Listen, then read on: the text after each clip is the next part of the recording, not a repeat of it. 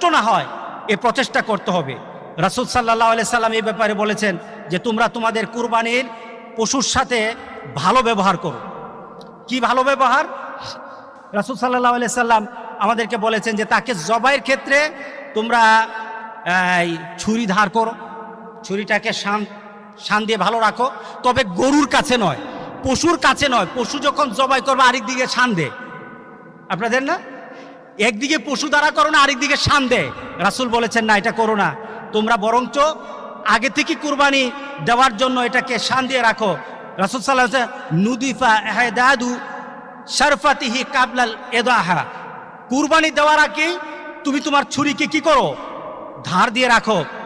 রাসূল সাল্লাল্লাহু আলাইহি সাল্লাম কুরবানির ব্যাপারে বলেছেন যে ওয়াইজা যাবাহুম ফাআহসিনুজ যাবহা, যখন পশু জবাই করো তার সাথে তুমি ভালো ব্যবহার করো, ব্যথা দিও না, বেশি কষ্ট দিও না, তাকে ফেলে